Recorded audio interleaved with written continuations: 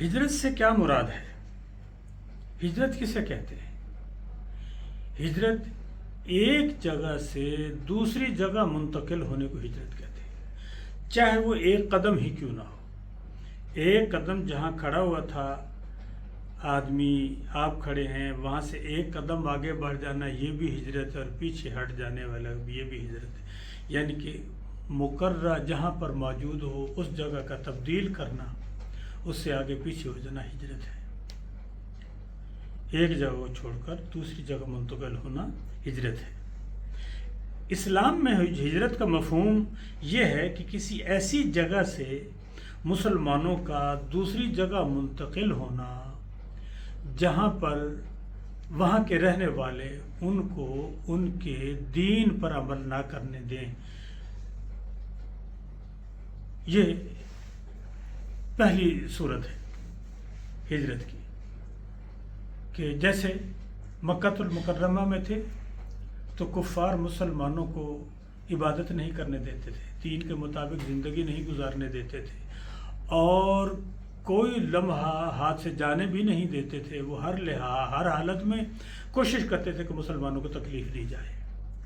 تو جب مسلمان بہت پریشان ہوئے کفار کی سرکت سے، تو پہلی ہجرت انہوں نے کی وہ حبشہ تشریف لے گئے۔ یہ پہلی ہجرت تھی، اور اس کے بعد دوسری ہجرت جو معروف ہے وہ ہجرت مدینہ ہے۔ ہجرت کی دو قسمیں، ایک ہے ہجرت اللہ۔ ہجرت اللہ سے مراد یہ ہے کہ اپنا گھر چھوڑ کر کسی دوسری جگہ جانا، اور وہ بھی اللہ کے حکم پر جانا، اللہ کے لیے جانا، مال کے لیے ذاتی طور پہ نہ جانا، صرف اللہ اور اللہ کے رسول کی رضا کے لیے ایک جگہ کو چھوڑ کر دوسری جگہ چلے جانا۔ اور دوسری ہے ہجرت الدنیا۔ ہجرت الدنیا سے مراد دنیا کے حصول کے لیے اپنے گھر کو چھوڑ کر دوسری جگہ منتقل ہو جانا، یہ بھی ہجرت ہے۔ دو ہجرتیں ہیں، اور مسلمانوں میں جو معروف ہجرتیں ہوئی ہیں دو، وہ ہے ہجرت حبشہ اور ہجرت مدینہ۔ جب تک جہاد فرض نہیں تھا تب تک سب سے بڑا عمل ہجرت ہی تھا، لیکن اس سے پہلے ہجرت ہی بہت بڑا عمل تھا۔ اسلام پر عمل پیرا ہونے کے لیے، اپنے رب کی رضا کے لیے، اس کی خوشنودی کے لیے، اس کے دین کی خاطر اس جگہ کو چھوڑ دینا جہاں کے رہتے ہوئے دوسرے لوگ دین پر عمل نہ کرنے دیں، پریشان کرتے ہوں، تو دوسری جگہ ہجرت کر جانا یہ بہت بڑا عمل تھا، اور یہی ہجرت ہے۔ اور اسی ہجرت کے حوالے سے، اسی فکر کے حوالے سے، اسی نیت کے حوالے سے پھر بعد میں ہجرت مدینہ ہوئی، جب کفار نے رسول کریم صلی اللہ علیہ وآلہ وسلم کو اور آپ کے ماننے والے تمام مسلمان صحابہ کرام کو دیکھا کہ ہر روز آپ صلی اللہ علیہ وسلم کی طاقت بڑھتی چلی جا رہی ہے، یعنی ہر آئے دن مسلمانوں میں اضافہ ہوتا چلا جا رہا تھا۔ آہستہ آہستہ بڑے بڑے سردار اسلام قبول کر رہے تھے، اور خصوصاً حضرت سیدنا ابوبکر صدیق رضی اللہ تعالیٰ عنہ، حضرت سیدنا عمر رضی اللہ تعالیٰ عنہ، حضرت سیدنا عثمان غنی رضی اللہ تعالیٰ عنہ۔ ان کے آنے کے بعد تعداد بڑھتی چلی گئی، طاقت میں اضافہ ہوتا چلا گیا، مسلمانوں کی تعداد میں اضافہ ہوتا چلا گیا، تو تمام کفار قریش نے مل کر دارالندوہ ان کی جگہ تھی جہاں بیٹھ کر یہ مشورہ کیا کرتے تھے، تو وہاں بیٹھ کر انہوں نے مشورہ کیا کہ طاقت روزانہ بڑھ رہی ہے، کہ اس کو دیکھ کر انہوں نے تدبیر سوچی۔ تو تین چیزیں ان کے سامنے آئیں کہ اس بڑھتی ہوئی طاقت کو روکنے کے لیے، ایک تو یہ ہے یا تو محمد صلی اللہ علیہ وسلم کو نعوذ باللہ من ذالک قتل کر دیا جائے، یا پھر ان کو یہاں سے نکال دیا جائے، یا پھر قید کر دیا جائے۔ آخر کار یہ سارے سردار ملے، بیٹھ کر انہوں نے مشورہ کیا۔ مشورہ کرنے کے بعد انہوں نے یہ مکاری کی کہ ایسا کرو کہ تمام خاندان جو ہیں، جتنے سردار ہیں، اپنا ایک ایک آدمی دیں، اور اس طرح 40 سردار تھے تو 40 آدمی دیے گئے جنگجو، کہ 40 جب ہوں گے تو اس سے ہم بھی محفوظ رہیں گے، کیونکہ اگر محمد صلی اللہ علیہ وسلم کل طاقتور ہو گئے تو وہ بدلہ لیں گے، اور اگر سارے سرداروں کی طرف سے ہوگا تو بدلہ لینا ان کے لیے مشکل ہوگا۔ اس نظریے کی بنیاد پر 40 لوگ جمع ہوئے، لیکن انہوں نے اپنی سازش اور مکر و فریب کیا، مگر اللہ تبارک و تعالی جل شانہ نے تدبیر یہ فرما دی کہ آپ صلی اللہ علیہ وآلہ وسلم سے فرمایا کہ یا رسول اللہ صلی اللہ علیہ وآلہ وسلم، آپ یہاں سے ہجرت فرما کر مدینۃ المنورہ تشریف لے جائیں۔ لہٰذا آپ صلی اللہ علیہ وآلہ وسلم اپنے رفیق، اپنے ساتھی، اپنے دوست حضرت سیدنا ابوبکر صدیق رضی اللہ تعالیٰ عنہ کو لے کر مدینۃ المنورہ شریف تشریف لے گئے، اور اپنے مقام پر یعنی اپنے حجر مبارک میں حضرت سیدنا علی کرم اللہ وجہ الکریم کو لٹا دیا۔ تو جب وہ لوگوں نے اپنے کے کمرہ مبارک کا گھیراؤ کیا تو آپ صلی اللہ علیہ وسلم کی صبح فجر کے وقت نکلے تو آپ صلی اللہ علیہ وسلم نے زمین سے چند کنکریاں اٹھائیں اور اس طرح ماری تو وہ تمام کفار و 40 کے 40 جو تھے ان کے منہ چہروں پہ لگی، تو وہ کنکریاں لگنے سے ان کے اوپر نیند کا غلبہ ہو گیا۔ اب دیکھیں فطرت کیا ہے، کنکریاں لگنے سے تو ان کی آنکھیں اور کھل جانی چاہیے، ہوشیار جو ہونا چاہیے تھا، لیکن اللہ تبارک و تعالیٰ کی مرضی ہے، جس طرح چاہے وہ اثر کرے۔ اللہ تبارک و تعالیٰ کے حکم یہ ہوا کہ ان کو وہ کنکریاں لگیں، اور کنکریاں لگنے سے ان کے اوپر نیند کا غلبہ ہو گیا، اور جس طریقے سے وہ گھر کے چاروں طرف کھڑے ہوئے تھے ان کے اوپر نیند ہو گئی، اور آپ صلی اللہ علیہ وآلہ وسلم حضرت سیدنا ابوبکر صدیق رضی اللہ تعالیٰ عنہ کے ساتھ طے شدہ پروگرام کے مطابق وہاں سے نکلے، اور وہاں سے غار ثور، اور پھر وہاں سے پھر آگے نکلتے چلے گئے کہ یہاں تک کہ آپ نے مدینۃ المنورہ شریف میں ہجرت فرمائی اور وہاں تشریف لے گئے۔ جہاد کیا چیز ہے؟ جہاد کا لفظ ہے جہد سے، اور جہد کا مطلب ہے کہ مسلسل کوشش، ایسی کوشش جس سے مقاصد حاصل کر لیے جائیں، اسے جہاد کہتے ہیں، اور جب تک مقصد حاصل نہ ہو جہاد جاری رہتا ہے۔ پھر سنیے، جہاد لفظ جہد سے نکلا ہے، اور جہد کا معنی ہے مسلسل کوشش، اور ایسی کوشش جس سے مقاصد کو حاصل کر لیا جائے، اسے جہاد کہتے ہیں۔ اللہ تبارک و تعالی جل شانہ نے آپ صلی اللہ علیہ وآلہ وسلم کو اپنا نبی منتخب فرمایا، پھر رسالت بھی عطا فرمائی، پھر خاتم النبیین کے تاج سے آپ کو سرفراز فرمایا۔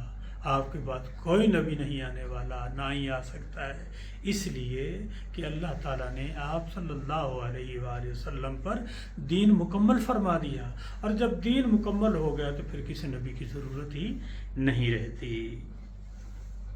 اس لیے دین کو پھیلانے کے لیے جو اللہ کی راہ میں کوشش تھی اس کو جہاد کہا گیا ہے،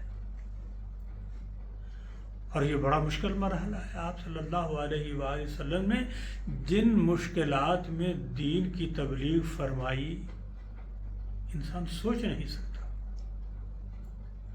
کہ یہ وہ دور تھا جب ہر طرف تاریکی ہی تاریکی تھی، اندھیرا ہی اندھیرا تھا، یعنی اندھیرے سے مراد یعنی ذہنوں میں اندھیرے تھے، فکر میں اندھیرے تھے، فہم میں اندھیرے تھے۔ لوگ پتھروں کی پوجا کرتے تھے، بتوں کی پوجا کرتے تھے، عبادت کرتے تھے، ان کو خدا مانتے تھے۔ آپ صلی اللہ علیہ وآلہ وسلم نے ان میں شعور پیدا کیا اور فرمایا کہ دیکھو، اللہ وحدہ لا شریک کی عبادت کرو، جس نے سب کو پیدا فرمایا، جو ہر چیز کا خالق ہے، جو ہر چیز کا مالک ہے۔ تم ان کی عبادت کرتے ہو جو نہ سن سکتے ہیں، نہ سنا سکتے ہیں، نہ سمجھ سکتے ہیں، نہ سمجھا سکتے ہیں، نہ فائدہ دے سکتے ہیں، نہ نقصان دے سکتے ہیں، کچھ بھی نہیں کر سکتے، تو پھر ایسی کی عبادت کرنے کی ضرورت کیا ہے؟ بتائیے۔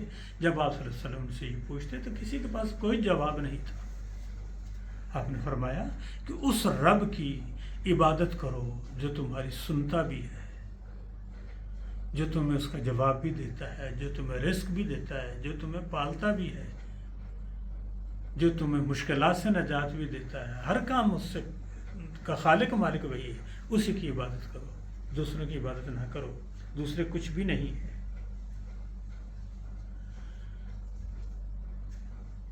اس سلسلے میں آپ صلی اللہ علیہ وسلم نے ان کی دی ہوئی پیدا کی ہوئی مشکلات کا سامنا کیا، ان کی جہالت کا سامنا کیا۔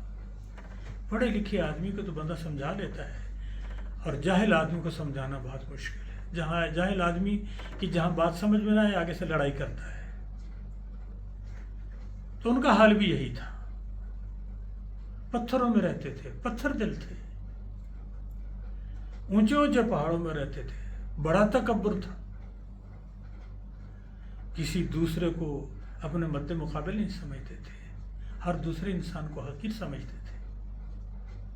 جبکہ رسالت مآب صلی اللہ علیہ وآلہ وسلم نے جو پیغام دیا وہ تو یہ تھا کہ تمام انسان اللہ کے بندے ہیں، کسی عربی کو اجمی پر، کسی کالے کو گورے پر، کسی بندے کو کوئی فوقیت نہیں ہے۔ اگر اللہ کے نزدیک کوئی بڑا ہے تو صرف وہی بڑا ہے۔ ان اکرمکم عند اللہ اتقاکم۔ آپ نے یہ درس دیا، بڑا اور اچھا انسان، اعلیٰ انسان تو صرف وہی انسان ہے کہ جو اللہ کے نزدیک اچھا ہے، ورنہ تمام انسان برابر ہے، سب اللہ کی مخلوق ہیں، سب اللہ کے پیارے حبیب حضرت سیدنا آدم علیہ السلام کی اولاد میں سے۔ آپ نے تو یہ درس دیا، مگر وہ لوگ ان چیزوں کو پسند نہیں کرتے تھے، بلکہ وہ چاہتے تھے کہ ہر دوسرے آدمی کو حقیر سمجھتے تھے۔ تو جب آپ صلی اللہ علیہ وسلم نے دین اسلام کی تبلیغ کا آغاز فرمایا، اللہ کا پیغام دیا، تو ان لوگوں کو ناگوار گزرا۔ پہلے دن جب آپ نے جبل ابو قبیس پہ بلایا سارے لوگوں کو، اللہ کا پیغام دیا، تو اس دن تو صرف حضرت سیدنا ابو بکر صدیق رضی اللہ تعالیٰ عنہ آپ کے اعلان پر لبیک کہا، دارہ اسلام میں داخل ہوگا بغیر سوچے سمجھے، جو آپ نے فرمایا آمنا و صدقنا کیا۔ حضرت سیدہ خدیجۃ الکبریٰ رضی اللہ تعالیٰ عنہ خواتین میں سے، بچوں میں سے حضرت سیدنا علی کرم اللہ وجہ کریم اور زید بن حارثہ۔ تو بات کیا ہے؟ اسلام کا یہ پیغام، یہ مساوات، محبت، رحم دلی، اتفاق، ایک دوسرے کا ادب، ایک دوسرے کا احترام، طبیعتوں میں نمی، اللہ کی بارگاہ میں جھکے ہوئے دل جو ہیں، جھکے رہنے والے دل کی تربیت کرنا، ان کو جھکانا، اور یہ جو تکبر کے مارے ہوئے لوگ تھے ان کو جھکانا تھا بارگاہ الہی میں۔ تو جب آپ صلی اللہ علیہ وسلم نے اس چیز کا پیغام عام کیا تو ان لوگوں کو بڑا ناگوار گزرا، لیکن رسول کریم صلی اللہ علیہ وآلہ وسلم نے اپنے رب کا کلام ہر ایک بندے تک ہر حال میں پہنچایا، اور اس کے لیے آپ نے اتنا جہاد کیا کہ یہاں تک کہ آپ دیکھیں کہ 40 سال کی عمر مبارک جو آپ نے گزاری، پھر 40ویں سال میں آپ نے اعلان نبوت فرمایا، پھر اعلان نبوت فرمانے کے 13 سال کے عرصے میں عرب کے خصوصاً بطحہ مکہ کے ایریے میں ہی نہیں بلکہ مدینہ المنورہ اور اس کے ارد گرد میں آپ کا پیغام پہنچ چکا تھا، اور بہت سارے لوگ دین اسلام کو قبول کر چکے تھے۔ بڑی بڑی چٹانیں، بڑے بڑے تکبر والے نرم دل ہو چکے تھے، وہ اللہ کا پیغام قبول کرنے لگ گئے تھے۔ آپ صلی اللہ علیہ وآلہ وسلم نے اس سلسلے میں جہاد کیا، اور جہاد کیا تھا کہ جن لوگوں کو نہیں سمجھ آتی تھی، سمجھ ہی نہیں تھی، ان کو فہم عطا کیا، ان کو شعور عطا کیا، ان کی بری بری باتوں کو برداشت کر لیا، اپنی اچھی باتیں ان کے ذہنوں میں ذہن نشین کر دی، ڈال دی، اور وہ لوگ جو کل تک بات نہ سنتے تھے، تکبر کے بڑے بڑے پہاڑ بنے ہوئے تھے، ان کو آپ صلی اللہ علیہ وسلم نے 15-16 سال کے اندر اندر موم کر دیا، اور پھر انہی لوگوں نے پوری کائنات کو اسلام کے دائرے میں داخل کر دیا۔ اتنے حسین لوگ، اتنے بہترین لوگ کہ ان کا کوئی مثال نہیں، ان کی کوئی دوسرا ثانی نہیں ہے۔ ایسے لوگ بنے کہ انہوں نے اللہ اور اللہ کے رسول کے پیغام کو پوری دنیا میں پھیلا دیا۔ جہاد، اور جہاد کئی قسم کے ہیں۔ جہاد علم کے ذریعے ہے، عمل کے ذریعے ہے۔ علم کے ذریعے یہ ہے کہ دوسرے لوگوں تک اللہ کے کلام کو پہنچانا، ان کے اندر شعور پیدا کرنا۔ اور شعور کیا ہے؟ وہ شعور وہ کہلاتا ہے کہ جو اپنے رب کو پہچاننے لگ جائے، اور جو رب کو نہ پہچان لگے تو وہ تو بے شعورہ ہے۔ ان کو جہالت کیوں کہتے ہیں، جاہل کیوں کہتے ہیں، ابو جہل کیوں کہتے تھے؟ اس لیے کہ بہت سارا کچھ جانتے تھے لیکن اللہ کو پہچاننے کی صلاحیت نہیں تھی ان میں۔ آج بھی یہی حال ہے، بہت سارے لوگ ہیں کہ جو رب کو نہیں پہچان پا رہے، یہ بھی جہالت ہے۔ اللہ نے جو شعور دیا ہے، جو پیدا کیا ہے، تو وہ اپنی ذکر کے لیے کیا پیدا انسان کو، تاکہ اللہ تعالیٰ کو پہچانے اور اس کا ذکر کرے، اس کا شکر ادا کرے اور اس کے دوسرے بندوں کے ساتھ حسن سلوک رکھے۔ یہ جہاد ہے، یہ جہاد بالعلم ہے، پھر جہاد بالسیف ہے، پھر اتنی اس کی بڑی جہاد بالمال ہے، اس کی کئی اقسام ہیں۔ تو جس طرح وقت گزرتا گیا، پھر اس کے بعد آپ صلی اللہ علیہ وآلہ وسلم کے غلاموں نے جہاد کیا، جہاد بالمال بھی کیا، جہاد بالنفس کے ساتھ بھی جہاد کیا۔ سب سے بڑا جو جہاد ہے وہ جہاد بالنفس ہے، یعنی اپنے نفس کو طاقت ہونے کے باوجود کسی برائی کی طرف نہ جانے دینا اور روک کے رکھنا اور اللہ کا تابعدار بنا دینا، یہ سب سے بڑا جہاد ہے۔ جہاد زبان کے ساتھ بھی ہے، جہاد قلم کے ساتھ بھی ہے، جہاد تلوار کے ساتھ بھی ہے۔ تو یہ ساری جہاد کی قسمیں ہیں۔ اللہ تبارک و تعالی جل شانہ ہمیں جہاد کرنے کی توفیق عطا فرمائے، قوت عطا فرمائے اور اپنا فہم عطا فرمائے اور اپنی بندگی کے شعور سے مالا مال فرمائے۔